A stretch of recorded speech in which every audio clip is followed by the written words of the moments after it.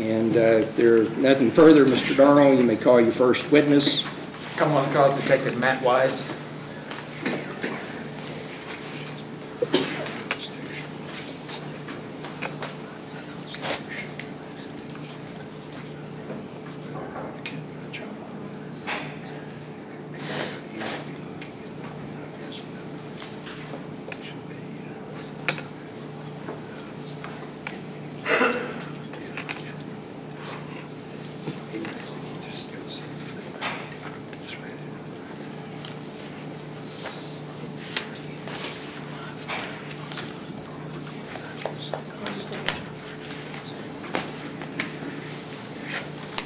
Sir, do you swear affirm the testimony you're about to give will be the truth and nothing but the truth? I swear. Be seated. State your name and your position, please.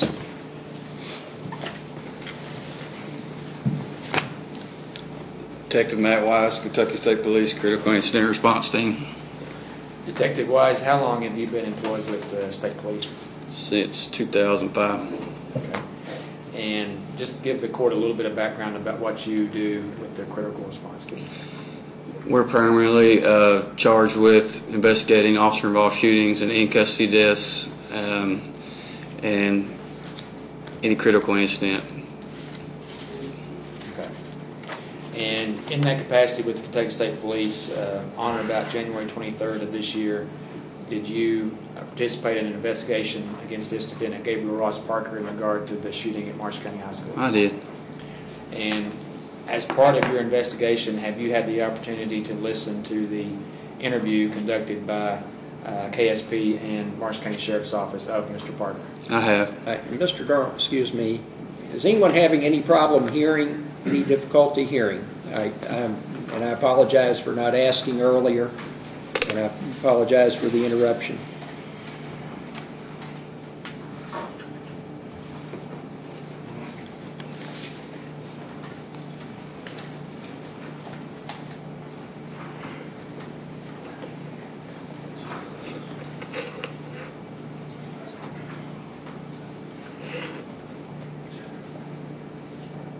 Testing, 1, 2, 3. Does that help? If any time you're having trouble hearing, sir, please get my attention. And sorry again, Mr. Darrell. Proceed. Thank you, Judge.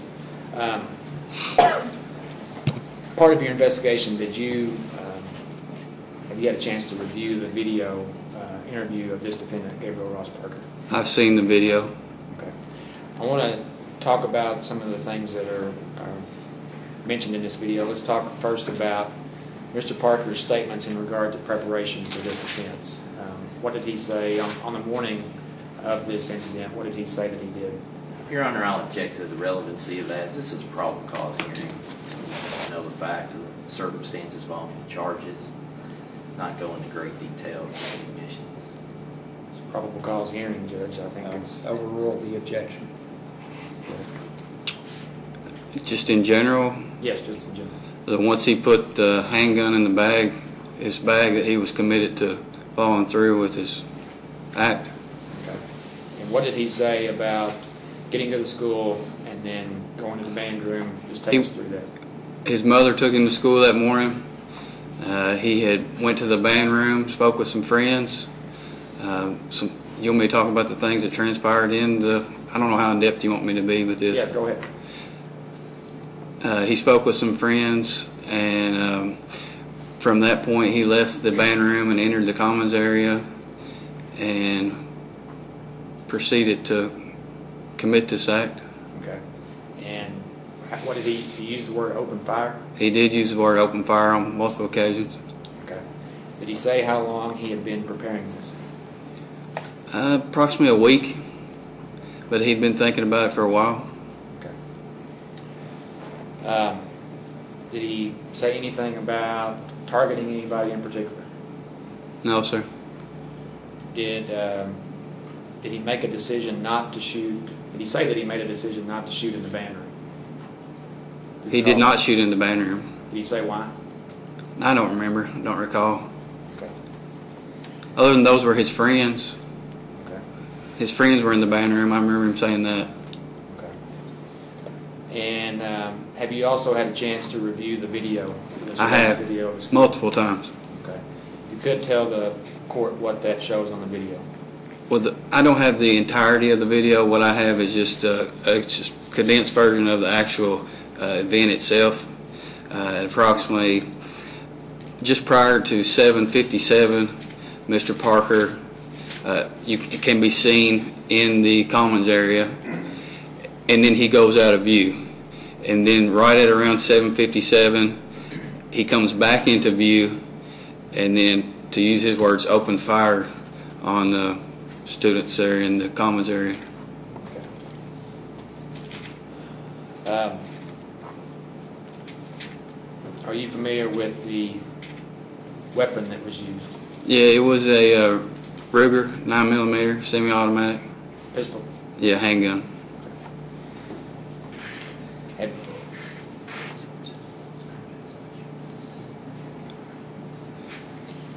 Do you recall Mr. Parker saying anything about why he did this? Basically, Your Honor, I object to this. This goes to motive. This is not a probable cause issue. Again, Judge, it's probable cause. First one, rule. life had become monotonous. He sought a response from others to see what would happen, what they would do, how the government would react, how school officials would react, how law enforcement would react, things of that nature. During this interview, did Detective Dick ask Mr. Parker to demonstrate how he actually held the gun? Yes, sir. Did Mr. Parker demonstrate in the video? Yes, how he sir. held the gun? Are you familiar with the injuries suffered by the shooting victims? Yes, sir. If we could, let's go through those. Bailey Nicole Holt. Shot twice. Wounds are fatal. Preston Ryan Cope. Also, gunshot. It's a fatal one. Devin Evans. Gunshot wound to the shoulder, arm area. Bella James. Gunshot wound to the knee. Mason Bryce Cosner. Gunshot wound to the face. Griffin Ives. Gunshot wound to the abdomen. Gage Dalton Smock. Gunshot wound to the head. Daniel Ray Austin. Gunshot wound to the arm. Jake Luker. Gunshot wound to the side, torso. Dalton Keelan. Gunshot wound to the chest. Case Thomas. Gunshot wound to the hip. Hannah Dysinger. Gunshot wound to the left breast. Also, her arm was wounded as well. Elijah Day. Gunshot wound to the thigh. William Riley. Gunshot wound to the thigh as well. And what is the age of Gabriel Ross Parker? 15 years old. Was he 15 at the time that this offense was committed? Yes, sir. And I forgot to ask you this when we were talking about the video. The individual you see that you have seen in the video committing this act, is that Gabriel Ross Parker seated to my right? Yes, it is. One and the same person. Yes, sir.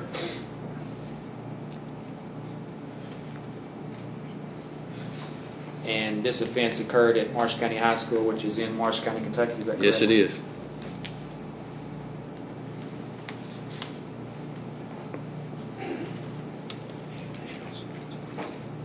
I'll turn to the witness at this time, Judge. One moment, Your Honor. Thank you.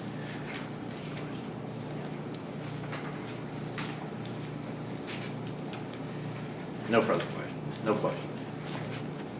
Sir, you may step down. You're free to go about your regular routine. Please do not discuss any questions you were asked or answers you gave with anyone outside the courtroom.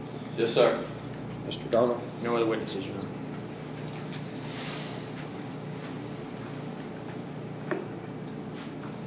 Mr. Prater? Prosecution just indicated they have no other witnesses, and Yes, is sir. the court asking, we have witnesses at this time? Yes, sir. No witnesses, Your Honor. wish to be heard on the issue of probable cause?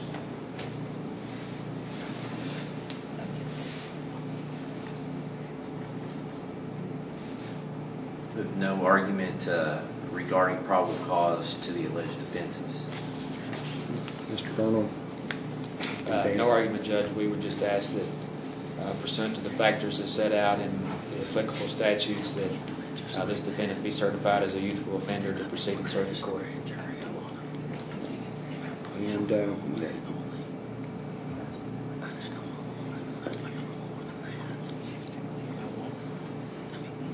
Honorable Counsel Crody. you may.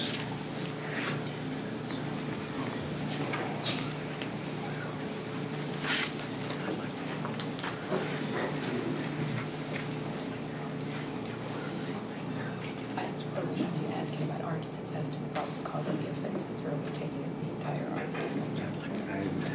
In that regard, I generally have a probable cause element, and if there are issues in regard to probable cause, and if you want to be heard as to whether, what my ruling would be if you have a motion about whether the 8 factors will come into play, we can go ahead and address that now if you like.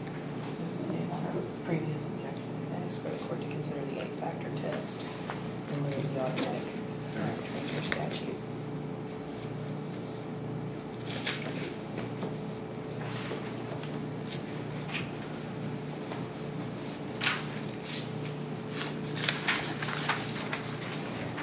Okay, I'm ready to rule on that, please.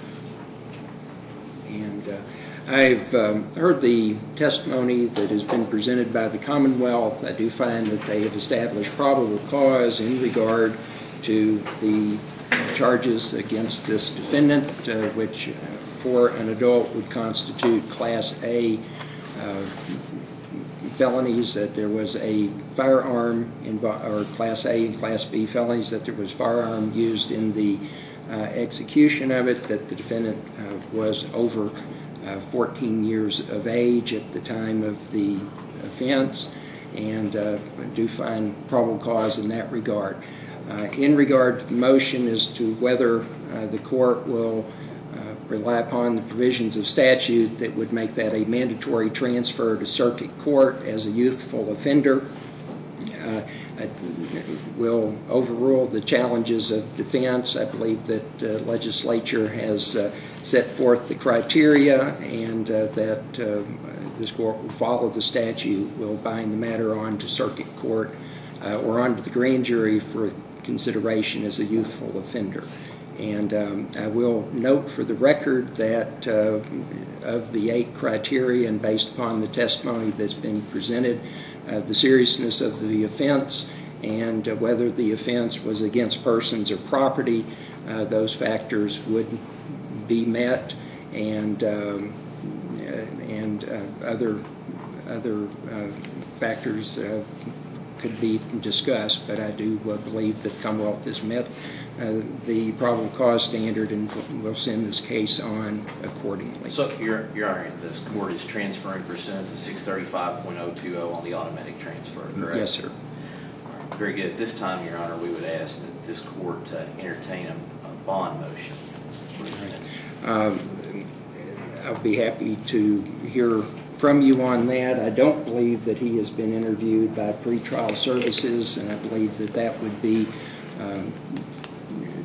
helpful to the court to that extent, but I also don't know that that's going to turn up anything that I would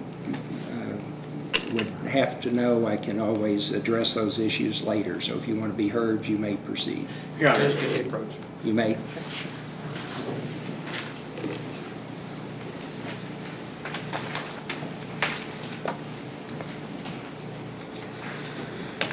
This is no disrespect to Ms. Green, but I just want to make sure that there's not an argument a year or 2 years down the road. She is the spouse of one of the investigators in this case, so perhaps it might be wise for someone besides herself to interview Mr. Parker. Is Miss Pretty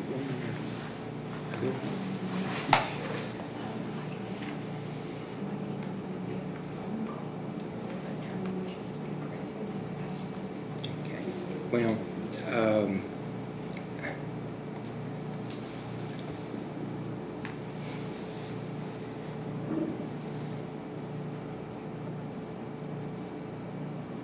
I don't know.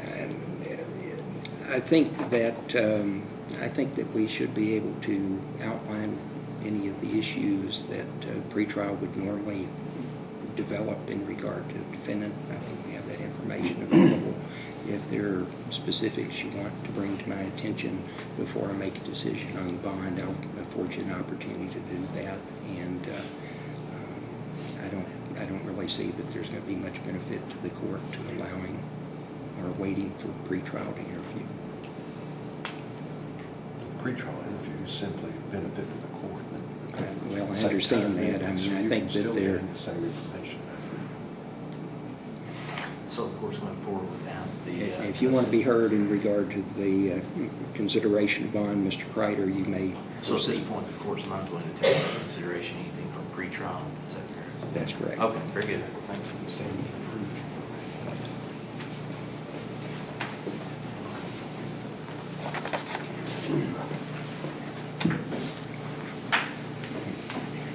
Yes, sir. May it please the court, Your Honor. Ladies and gentlemen of the Commonwealth. Your Honor, we're asking that this court set a bond for this young man. He has no previous criminal record. He's not a flight risk. The family's been found to be indigent. We would ask that the bond be set at $5,000 cash or property. What does it say? I didn't hear your entire comment. We would ask that the bond be set at $5,000 cash or property. No, Families. about a finding of indigency? No, I think the family has been found to be indigent as public defenders were appointed on this case. Okay, I'm with you. So I'm saying basically these folks don't have a lot of money to put up, so that's what we would ask for at this time. Judge, based on the evidence that the court has heard, not only today but prior to this hearing today, the premeditated nature of this offense, the nature of the offense itself, we've got 2 deceased students, over a dozen injured. The heinousness of this offense cannot be overemphasized. 2 capital offenses, we would ask that no bond be set in this case, and that he be held. All right. Well, Mr. Darnell, I believe that the rules statute do require that I set a bond as a juvenile. The Supreme Court has determined that this is not a potential capital offense. Mr. Kreider, in regard to the arguments, and I have considered the arguments. I am considering the testimony that I heard at the detention hearing, which did go into more detail Yes, than the proceeding today, and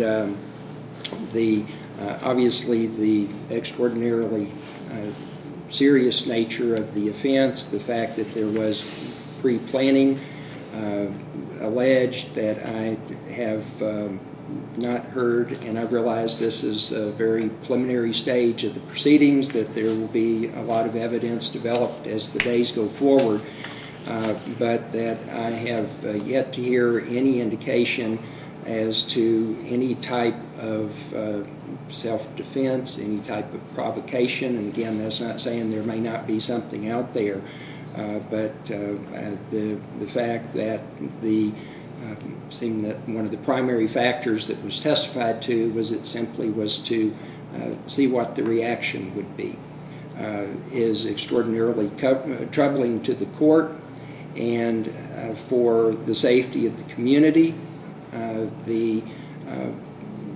The court's concerned about the ability to protect the community from this young man, resources that would be available. I am going to set the bond at $1.5 million, and if it is reported to the court while jurisdiction is retained that there is a prospect of that bond being posted, we would have a hearing as to the conditions that would be in place upon his release. I do realize that that is a significant sum of money, but again, this is an extraordinary circumstance and has posed or a situation of extraordinarily horrendous consequences to the community. Yes, sir. Thank you. Anything further? I think No, there's yeah. still another motion. And ladies and gentlemen, that will conclude the hearing. There is one matter that I'm going to take up with the attorneys, and it is completely collateral or aside from the issues related to this case. It has to do with the document that has been presented to the clerk's office, and I'm going to conclude this hearing and excuse everyone from the courtroom other than the attorneys, and we will address that matter in just a few minutes. Your Honor, we have been tendered another motion From the from the current Commonwealth for a protective order that we've. Yeah, Judge, that is correct. That was, and I guess the reason I didn't bring that up is because of the court's position on the gag order and the, I guess, for lack of a better phrase, jurisdictional concerns earlier about the gag order. So, Well, there was and I'm going to address that. I talked about the confidentiality earlier. Both sides had filed a request for a gag order to limit the public disclosure of information. I had advised them prior to everyone else coming into the courtroom that I had reviewed their motions. They both appeared to be very conscious and concerned about the consequences of information being made public and details coming out that at least at this stage of the proceedings are by statute required to be confidential. I noted to them, and I may have cited the wrong statute, KRS 610-340 references specifically the confidentiality of juvenile court records. It not only pertains to proceedings in this court, but to evidence and testimony that's presented in the court's reading the statute. It also relates to information that is developed in the course of investigating a matter by law enforcement or other state entities or agencies. It has information concerning the restrictions on confidentiality of records with the education system. And again, it appears to the court that it covers what may and may not be disclosed. It is not this court's practice to issue orders that address issues that it believes are covered by statute. And in addition, given that the statute provides that the proceedings from juvenile court remain confidential unless and until an indictment is returned and it is actually presented in circuit court and an arraignment is had, all of those statutory protections remain in place. So I don't believe that this court has jurisdiction to issue a general gag order, and I think that would be applicable to the protective order as well, Mr. Darnell. Again, I appreciate the fact that both sides are conscious of those issues and are wanting to make sure that the process follows the law. I also noted to counsel earlier that a violation of KRS 610-340 is punishable by a Class B misdemeanor, which can carry up to 90 days in the county jail and/or fines of up to $250. If there were a violation of the court order, it might be subject to contempt, but I believe that the sanction in place on the statute would be as effective as a deterrent as the contempt provisions that the court could enforce if an order was issued. And Mr. Darnell, you had also raised that issue about Commonwealth's ability to release certain information about the juvenile court proceedings. I would again call counsel's attention to KRS 610-320, paragraph 7, and the scope of what may be disclosed, but in particular it puts an emphasis on not releasing information that may identify the defendant or the defendant's family. And so I would respectfully decline to take action on either the Commonwealth or the defendant's motion in regard to the protective order or the gag order for those reasons. Thank you. Anything further? No, Your Honor. All right. That will call to a conclusion the YO hearing. Again, do need to take up that one other matter with counsel. Thank you.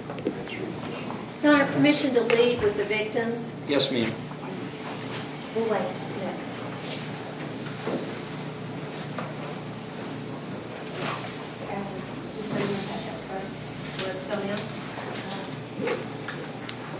Thank you, sir.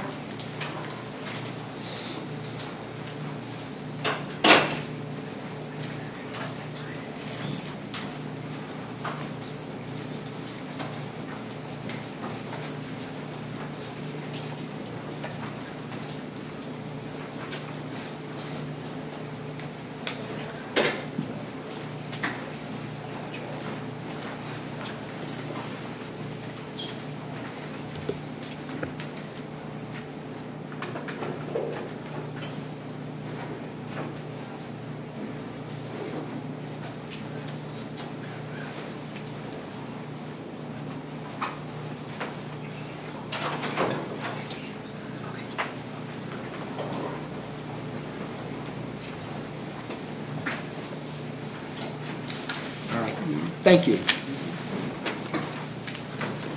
And did y'all say you had not gotten a copy of this? We have I just not. wanted to address the,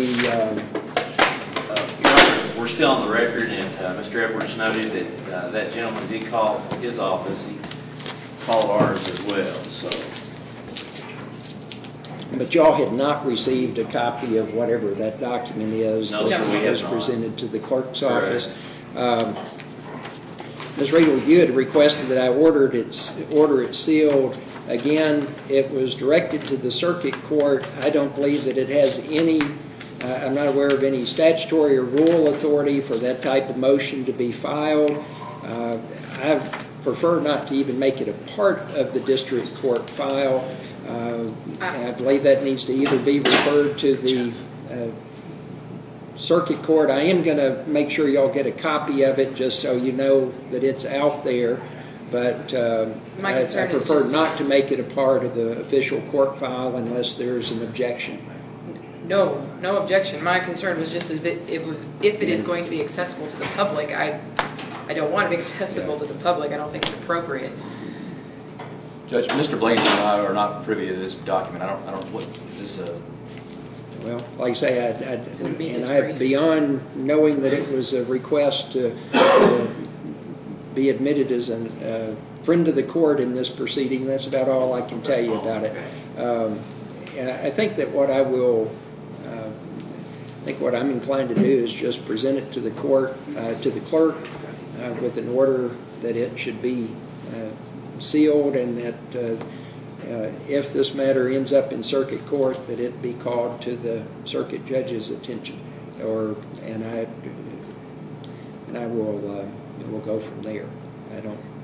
Were you It going does have, I would also join in the request to have it sealed because it does contain information that is not publicly available at this point in time, so at least What were you officially.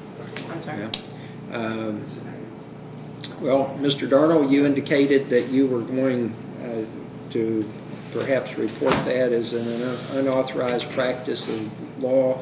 On the signature, I couldn't tell if it purported to have a Florida bar license or a former bar license. Former, he's permanently disbarred. I think he is from Florida, though, is what. Yeah, he is from He is from That's Florida. correct. Well, like I say, I just glanced, I was somewhat taken aback by it. I just glanced at it and didn't really spend any time studying it. It was so bizarre, quite frankly, but I wanted to get it on the record, and I will order the clerk to seal it, and we'll I guess leave it to counsel to address that if this matter moves on into the circuit court accordingly.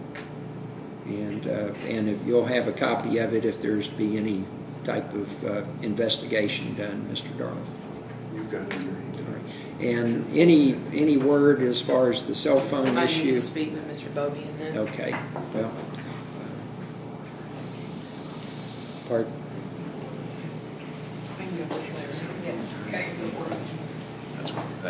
Okay, and the clerk advises me there was an order tendered with the motion, so we'll order it sealed as well.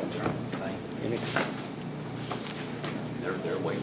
While she's looking up the information, I'll, The agreement was DPH will be there too when it gets opened up. This is that same guy we talked about. He The called record's me still on. Very second day. Oh, he's an activist on video games. See the guy, Hey, the on courier. record. Because he says that this. Hey, we're on the No, record. we can go off the record. thank you. Well, Absolutely.